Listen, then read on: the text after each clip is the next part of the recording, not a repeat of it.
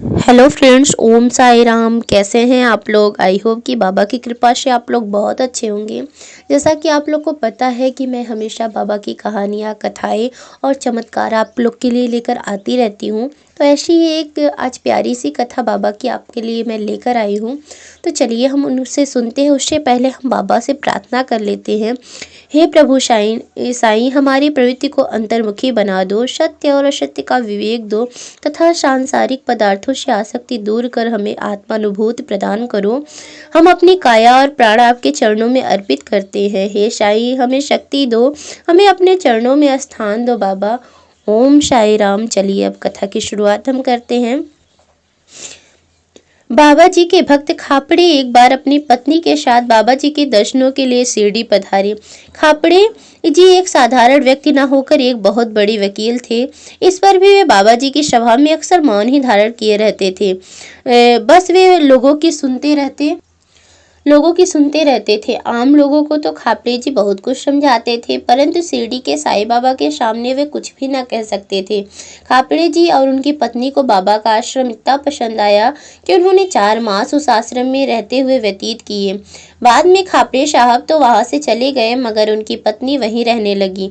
उन्होंने कहा, आप घर चलो, मैं कुछ दिनों और यहाँ रुकूंगी। खापड़े साहब के जाने के पश्चात उनकी पत्नी को बाबा के प्रवचन सुनकर और भी आनंद आता। पहली बार उन्हें पता चला कि इन साधुओं की बातों में कितना आनंद मिलता है। श्रीमती खापड़े हर रोज बाबा की सभा में जाकर उनसे ज्ञान की बातें सुनती रहती। वह उस समय तक खाना नहीं खाती थी जब तक बाबा खाना नहीं खा लेते थे।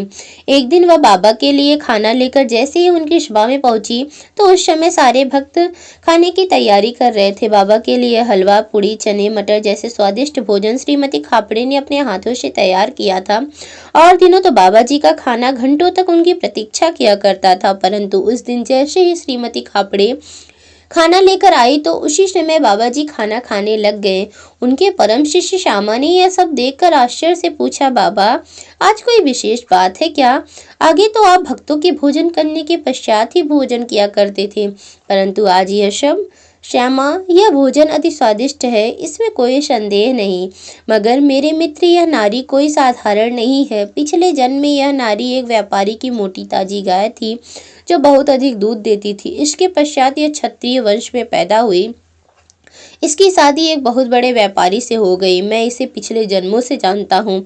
अब इस जन्म में यह मेरी पुजारन बनकर आई है, इसलिए मैंने इसके हाथों का भोजन ग्रहण किया है। श्यामा जी बाबा के मुंह से उस औरत के पिछले जन्मों का हाल सुनकर बड़े हैरान से उनकी आंखों वो की ओर देख रहे थे। थोड़ी देर के पश्चात बाबा खाना खाकर अपने आसन पर जा बैठे। श्रीमती खापड़े ने बाबा के चरणों में नमन किया।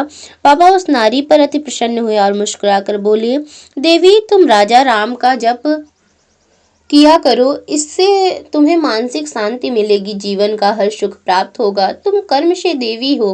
हर जन्म में तुमने महापुरुषों की सेवा की है, तभी तो हर बार तुम मानव जात में जन्म लेती हो। इस बार भी तुम संतों की सेवा करके अपना अगला जन्म सुधार रही हो। श्रीमती खापड़े बाबा के मुख से यह सब सुनकर उनके नाम की माला जपने लगी। बोले साईनाथ महाराज की जय।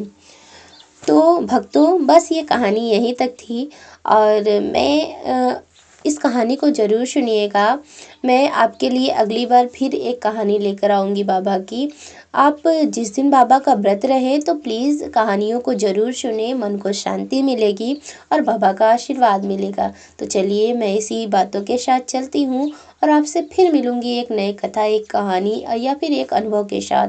तब तक के लिए बाय फ्रेंड्स। ओम साई राम। अगर आपको मेरी वीडियोज़ अच्छी लगे तो प्लीज़ लाइक, सब्सक्राइब और शेयर ज़रूर करिएगा।